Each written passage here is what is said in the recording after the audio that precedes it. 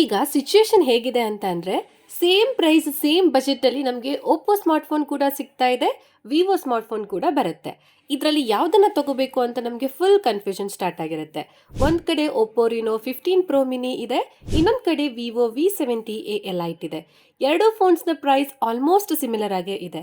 ಆದರೆ ಇದರಲ್ಲಿ ಯಾವುದು ಬೆಟರ್ ಆಗಿದೆ, ನೀವು ಯಾವುದನ್ನು ತಗೋಬೇಕು, ಯಾವುದು ವ್ಯಾಲ್ಯೂ ಫಾರ್ ಮನಿ ಡಿವೈಸ್ ಆಗಿರುತ್ತೆ, ಅದನ್ನೇ ನಾನು ಇವತ್ತಿನ ವಿಡಿಯೋಲಿ ಕ್ಲಿಯರ್ ಕಟ್ ಆಗಿ ಹೇಳ್ತಾ ಇದ್ದೀನಿ. ಈ ವಿಡಿಯೋನ ನೀವು ಕೊನೆವರೆಗೂ ನೋಡಿ. ಮೊದಲನೇದಾಗಿ ನಾವು ಇವುಗಳ ಪ್ರೈಸಿಂಗ್ ಏನಾದ್ರೆ ಶುರು ಮಾಡೋಣ. ವಿವೋ V70 ಎಲೈಟ್ ನಿಮಗೆ 3 ವೇರಿಯಂಟಲ್ಲಿ ಸಿಗ್ತಾ ಇದೆ. 8GB RAM, 256GB storage. ಇದಕ್ಕೆ 51,999 ಆಗುತ್ತೆ. 12GB RAM, 256GB storage. ಇದಕ್ಕೆ 56,999 ಆಗುತ್ತೆ. ಹಾಗೆ 12GB ರ್ಯಾಮ್, 512GB ಸ್ಟೋರೇಜ್. ಇದಕ್ಕೆ 61,999 ಆಗುತ್ತೆ.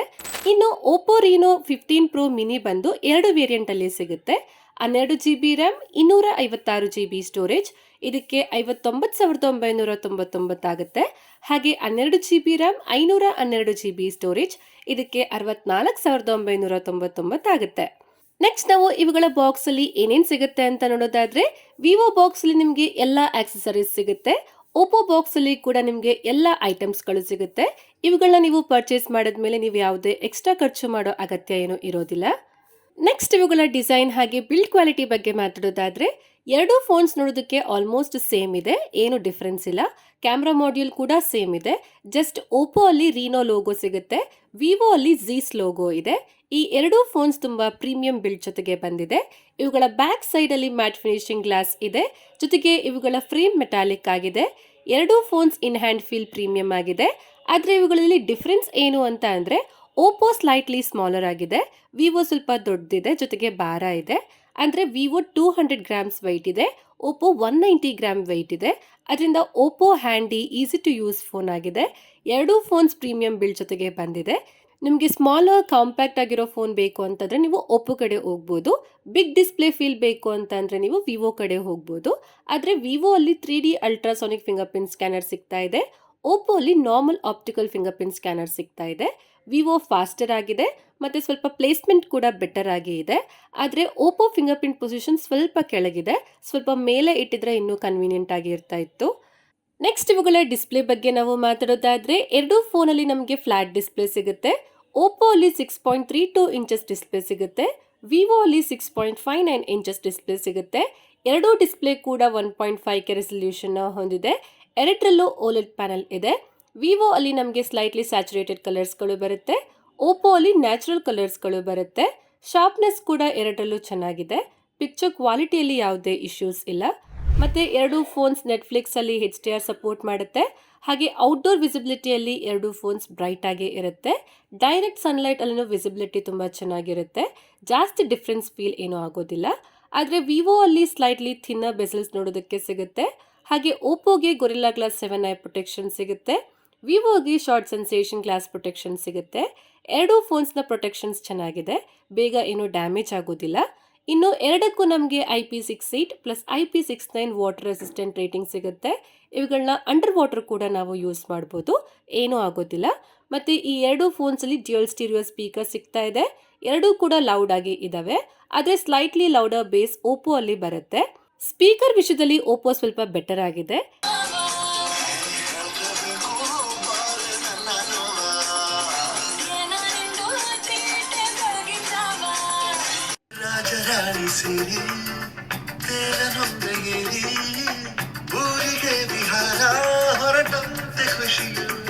ಎರಡು ಫೋನ್ಸ್ ಹ್ಯಾಪ್ಟಿಕ್ಸ್ ಕೂಡ ಸಿಮಿಲರ್ ಆಗಿದೆ.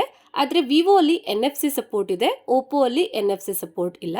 ಈ ಪ್ರೈಸ್ ರೇಂಜಲ್ಲಿ NFC ಕೊಡಬೇಕಾಗಿತ್ತು ಅಂತ ನನಗೆ ಅನಿಸುತ್ತೆ. ನಿಮ್ಗೇನಂತ ಅನಿಸುತ್ತೆ ಅಂತ ನೀವು ಸಹ ಕಮೆಂಟ್ ಮಾಡಿ ಹೇಳಿ. ನೆಕ್ಸ್ಟ್ ನಾವು ಇವುಗಳ ಪರ್ಫಾರ್ಮೆನ್ಸ್ ಬಗ್ಗೆ ಮಾತಾಡೋದಾದ್ರೆ, ಓಪ್ಪೋ ಅಲ್ಲಿ ಮೀಡಿಯಾಟೆಕ್ ಡೈಮೆನ್ಸಿಟಿ 8450 ಪ್ರೊಸೆಸರ್ ಸಿಗ್ತಾ ಇದೆ, ವಿವೋ ಅಲ್ಲಿ ಸ್ನ್ಯಾಪ್ಡ್ರ್ಯಾಗನ್ 8S Gen 3 ಪ್ರೊಸೆಸರ್ ಸಿಗ್ತಾ ಇದೆ. ಮತ್ತೆ ಇವುಗಳ ಅಂಟುಟೂ ಸ್ಕೋರ್ ನೋಡಿ ತುಂಬಾ ಡಿಫ್ರೆನ್ಸ್ ಇದೆ. ಓಪ್ಪೋ ಅಲ್ಲಿ ಸ್ವಲ್ಪ ಜಾಸ್ತಿ ಅಂಟುಟೂ ಸ್ಕೋರ್ ಬರುತ್ತೆ.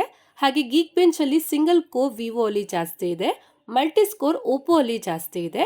ಹಾಗೆ ಎರಡು ಫೋನ್ಸ್ ಅಲ್ಲಿ LPDDR5X ರ್ಯಾಮ್ ಸಿಗುತ್ತೆ. ವಿವೋ ಅಲ್ಲಿ UFS 4.1 ಸ್ಟೋರೇಜ್ ಸಿಗುತ್ತೆ.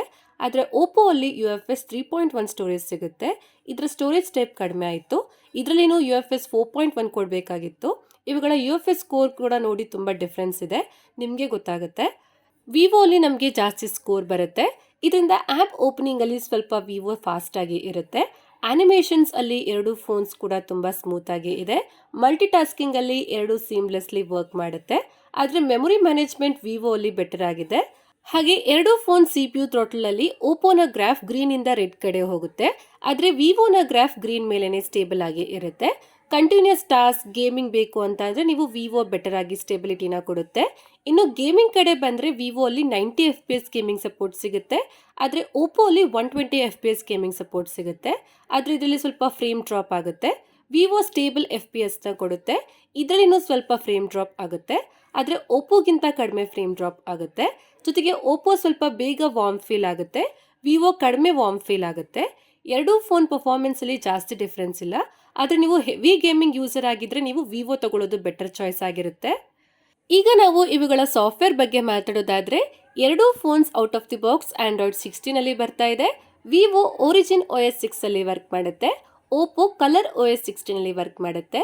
ವಿವೋಗೆ ನಮಗೆ 4 ಇಯರ್ಸ್ OS ಅಪ್ಡೇಟ್ ಸಿಗುತ್ತೆ, 6 ಇಯರ್ಸ್ ಸೆಕ್ಯೂರಿಟಿ ಅಪ್ಡೇಟ್ ಸಿಗುತ್ತೆ. ಓಪೋಗೆ 5 years OS update, 6 years security update ಸಿಗುತ್ತೆ. ಓಪೋಗೆ ಒಂದು OS ಅಪ್ಡೇಟ್ ಎಕ್ಸ್ಟ್ರಾ ಸಿಗುತ್ತೆ. ಆದರೆ ಎರಡೂ ಫೋನ್ಸಲ್ಲಿ ನಮಗೆ ಪ್ರೀ ಇನ್ಸ್ಟಾಲ್ಡ್ ಆ್ಯಪ್ಸ್ಗಳು ಬರುತ್ತೆ, ಹಾಟ್ ಆ್ಯಪ್ಸ್ಗಳು ಬರುತ್ತೆ, ಹಾಟ್ ಗೇಮ್ಸ್ ಕೂಡ ಬರುತ್ತೆ. ಇವುಗಳನ್ನ ಎರಡೂ ಬ್ರ್ಯಾಂಡ್ಸ್ ಕಡಿಮೆ ಮಾಡಬೇಕು. ಎರಡೂ ಫೋನಲ್ಲಿ ನಮಗೆ UI ಲುಕ್ ಸ್ವಲ್ಪ ಸೇಮ್ ಆಗೇ ಇರುತ್ತೆ. ಎರಡೂ ಫೋನ್ಸಲ್ಲಿ ಮಾಡರ್ನ್ UI ಫೀಲ್ ಆಗುತ್ತೆ. ತುಂಬ ಕಸ್ಟಮೈಸೇಷನ್ ಆಪ್ಷನ್ಸ್ಗಳು ನಮಗೆ ಇದರಲ್ಲಿ ಸಿಗುತ್ತೆ. ಲಾಕ್ ಸ್ಕ್ರೀನ್ ಕಸ್ಟಮೈಸೇಷನ್ಸ್ ಕೂಡ ಮಾಡ್ಕೋಬೋದು. ಎರಡೂ UI ಕೂಡ ತುಂಬ ಸ್ಮೂತ್ ಆಗಿ ವರ್ಕ್ ಆಗುತ್ತೆ. ಜೊತೆಗೆ ಎರಡು ಫೋನ್ಸಲ್ಲಿ AI ಫೀಚರ್ಸ್ ಕೂಡ ಸಿಗುತ್ತೆ, ಆದರೆ ಓಪೋ ಅಲ್ಲಿ ಸ್ವಲ್ಪ ಜಾಸ್ತಿ AI ಫೀಚರ್ಸ್ಗಳು ಸಿಗುತ್ತೆ. ಸಾಫ್ಟ್ವೇರ್ ಎಕ್ಸ್ಪೀರಿಯನ್ಸಲ್ಲಿ ಎರಡೂ ಕೂಡ ಸ್ಮೂತ್ ಹಾಗೆ ಮಾಡರ್ನ್ ಆಗಿ ಇರುತ್ತೆ. ಓಪೋ ಅಲ್ಲಿ ನಮಗೆ ಬೆಟರ್ ಸಾಫ್ಟ್ವೇರ್ ಎಕ್ಸ್ಪೀರಿಯನ್ಸ್ ಸಿಗುತ್ತೆ.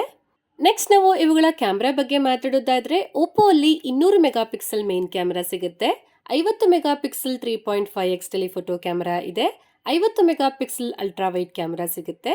ಇನ್ನು ವಿವೋ ಅಲ್ಲಿ 50 ಮೆಗಾ ಪಿಕ್ಸೆಲ್ ಮೇನ್ ಕ್ಯಾಮ್ರಾ ಸಿಗುತ್ತೆ, 50 ಮೆಗಾ ಪಿಕ್ಸೆಲ್ ಟೆಲಿಫೋಟೋ ಕ್ಯಾಮ್ರಾ ಇದೆ, 8 mega pixel ultra wide camera ಸಿಗುತ್ತೆ.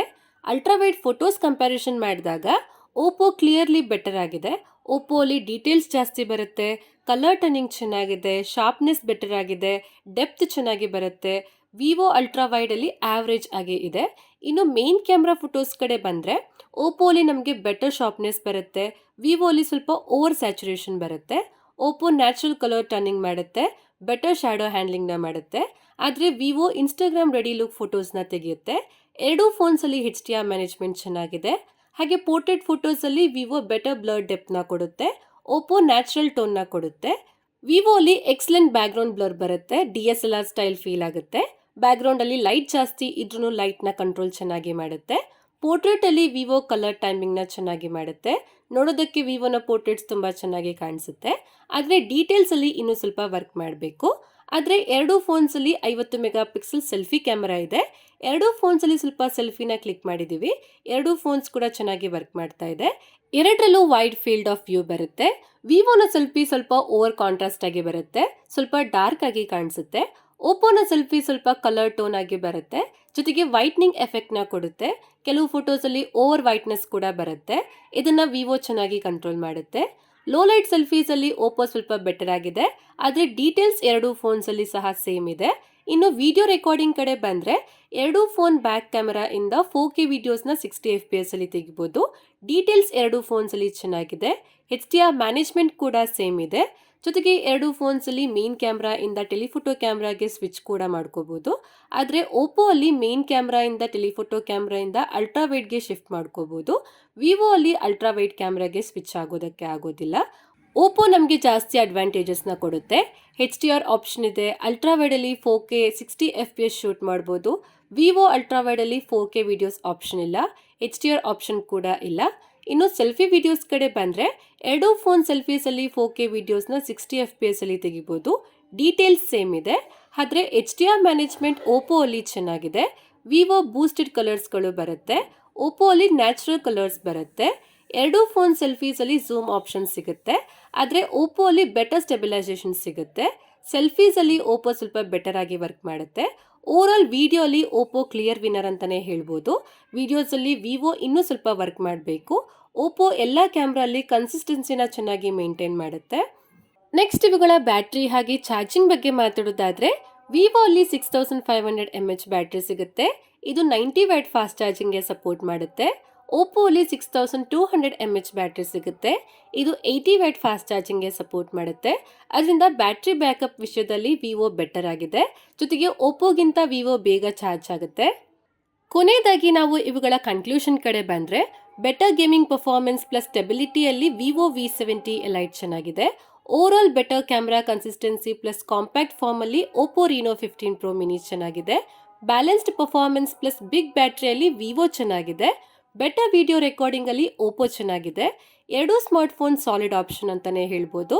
ಚಾಯ್ಸ್ ನಿಮ್ಮ ಯೂಸೇಜ್ ಮೇಲೆ ಡಿಪೆಂಡ್ ಆಗಿರುತ್ತೆ. ಆದರೆ ನನ್ನ ಪ್ರಕಾರ ನೀವು ಓಪೋ ರೀನೋ 15 Pro ಮಿನಿ ತಗೊಳ್ಳೋದು ಒಳ್ಳೆಯದು. ಓವರಾಲ್ ಬೆಟರ್ ಸ್ಪೆಸಿಫಿಕೇಶನ್ ಓಪೋ ಅಲ್ಲಿ ನಿಮಗೆ ಸಿಗುತ್ತೆ. ಕಾಂಪ್ಯಾಕ್ಟ್ ಪ್ರೀಮಿಯಂ ಕ್ಯಾಮೆರಾ ಫೋನ್ ಬೇಕು ಅಂತಂದ್ರೆ ನೀವು ಓಪೋನೇ ತಗೊಳ್ಳಿ.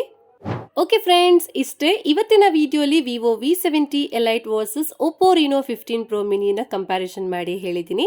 ನಿಮಗೆ ಯಾವುದು ಬೆಟರ್ ಅಂತ ಅನ್ಸುತ್ತೆ ಅಂತ ಕಮೆಂಟ್ ಮಾಡಿ ಹೇಳಿ.